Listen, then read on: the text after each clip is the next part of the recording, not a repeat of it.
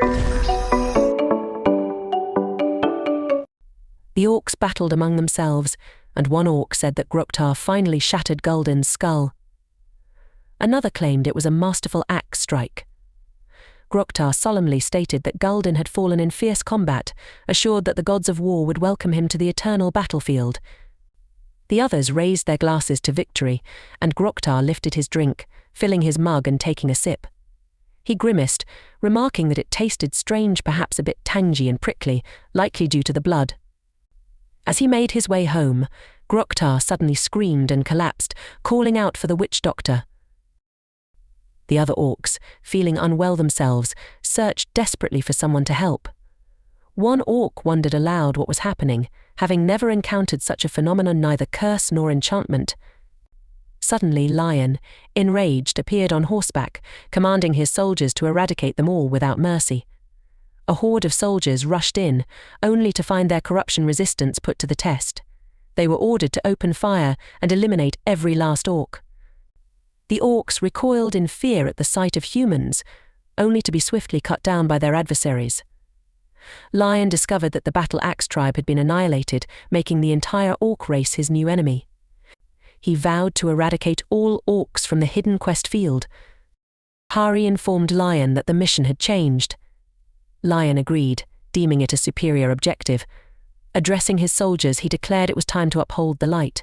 Just then, an orc screamed, interrupting Lion.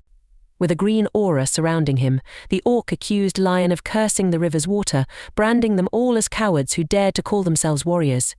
Enraged, Lion chastised the orc for its foolishness, condemning it for questioning honor. Lion's anger boiled over, threatening severe consequences, even offering the orc a chance to take its own life for the perceived offense. The orc, equally furious, declared that Grukruk would never forgive Lion, summoning green rays around itself in defiance. Lion remarked that it was intriguing for a beast wielding chains, then hurled his sword at the orc. However, the orc retorted that it was too late. Grukruk was approaching. The green rays converged, forming a black circle. Hari asked Lion about the phenomenon. Lion explained that it was an offering, scoffing at the lack of civilization among such beasts. A gigantic hand emerged from the black circle, revealing to Lion and his army the hidden quest. Within the circle, they discovered an eye belonging to Grukruk. Their mission now was clear: eliminate Grukruk. Grukruk gazed at Lion and declared that he was not permitted to live, thus he must die. He unleashed a beam attack directly at Lion. Addressing the humans, Grukruk asserted that someone akin to a god protected them from him. Lion, unscathed, retorted that Grukruk was no god. He used his arrow shield to defend himself and, seething with rage, denounced Grukruk for daring to compare himself to a god merely because he led a group of beasts. Lion charged with his sword, vowing that he would not tolerate Grukruk's existence. Grukruk's hand moved to strike Lion, warning that Lion would die with regret. Just as Grukruk's hand neared, Lion swiftly cut it with his sword, causing Grukruk to scream. Grukruk questioned why he felt pain when it wasn't his original body being attacked, leaving the orc spectators frightened. Grukruk noticed the sword's radiant aura and acknowledged Lion as the demon slayer and a relentless executioner, a knight who was the sole survivor of a nightmarish world. He announced that he would withdraw from Lion and then vanished, shocking the orc witnesses. Grukruk warned that Lion would pay dearly for his reckless boldness. Lion approached the orc and remarked that being considered a god by creatures like Grukruk was the best he could hope for. Enraged, the orc demanded to know what Lion had done and vowed revenge for his fallen comrades. Lion swiftly slashed his sword, killing the orc, stating they didn't deserve to live. They realized they had completed all hidden quests. Upon inspection, they discovered they had gained physical attack resistance, a trait usually exclusive to tanks. Other soldiers marveled at this development, one expressing regret that it was only available to orcs, while questioning the nature of the additional 30% bonus. Lion instructed them to gather all loot quickly, as it was the victor's right. The soldiers agreed and hurried to comply. Another soldier suggested focusing only on items from those ranked as great warriors and advanced warriors, and acquiring all equipment from the witch doctors. Hari called Lion's attention to a dead orc's body, asking what they should do with it. Lion explained that the hand of the self-proclaimed god was still intact. Suddenly, Spin appeared, adorned with a headdress of hair. Lion asked if Spin had something to say. Spin conveyed a message, projecting a face and stating that he sensed a considerable amount of mana from the beast's severed arm. He suggested using the Holy Grail to absorb that mana, promising it would grant them power.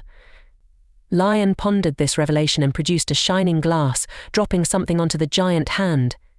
It began to glow, and Lion sensed a power akin to divine power, realizing they were revered by the beasts. However, Lion couldn't accept their worship if they didn't cherish creation, viewing them all as forces of evil that must be eradicated. Tian then connected with the goddess and questioned why she bestowed her voice upon him without a ritual. She replied that it was effortless for her due to the beast's mana, and she sought Lion's decision because she believed they could regain the power of a sacred item with that energy. Lion asked if this was true. The goddess affirmed and assured him she would respect any choice he made. Lion recalled possessing 4 sacred items: the Holy Spear, Sword, Grail, and Lion Heart. He felt the power of the Holy Sword was currently overwhelming. After deliberation, Lion decided to recover the power of the Holy Grail. The goddess agreed and performed a ritual with the glass from Lion's hand. Lion retrieved the glass and expressed satisfaction. Just then, Hari approached from behind, prompting Lion to hide the glass and inquire about the situation. She urged him to come and see for himself. Lion asked where Spin had gone. Hari appeared concerned, and they heard a boy scream. The boy accused Spin of capturing him with threads, visibly angered. All the soldiers gathered around the boy, and Lion and Hari arrived on the scene. The boy claimed that the robot had attacked him. Lion sternly warned him to watch his words, threatening to silence him if he didn't want to lose his tongue. The boy asked if Tian was defending the robot. Lion shouted for him to be quiet and chastised him for addressing a knight so disrespectfully. He then asked Spin what was going on. Spin explained that the boy was the thief. Shocked, the boy protested, claiming it was all a misunderstanding. Lion ordered them to search the boy's belongings and instructed Hari to check thoroughly. As she searched, she found a pouch containing the heart of a great warrior, the most valuable loot within the Orc Gate. Lion demanded an explanation from the boy, questioning why he would commit such a crime and reminding him that stealing loot was a serious offense. The boy insisted it was a misunderstanding and that he hadn't stolen anything. Before he could finish, Lion swiftly cut off one of his hands. The boy screamed in agony at the sight of his severed hand. Lion stated that he understood the differences between his laws, what he considered common sense, and the laws they were accustomed to. As a member of the Lion Heart's military, they were obligated to obey his rules, not their usual laws and orders. He emphasized that anyone caught stealing would lose a hand, a law that modern society found difficult to accept. Despite the harsh penalties, the buffs Lion provided felt like an upgrade from D rank to C rank, if not stronger. The benefits were significant enough that questioning them seemed futile. After all, wasn't the thief in the wrong for stealing in a lawless place like the Orc Gate? Perhaps strict laws were necessary there. Just then, Day called out to Lion. Lion asked for Day's name, and Day revealed himself by removing his face cover. He pleaded for the thief to retrieve his arm. Lion questioned if Day wanted the severed hand to be returned. Day affirmed this request.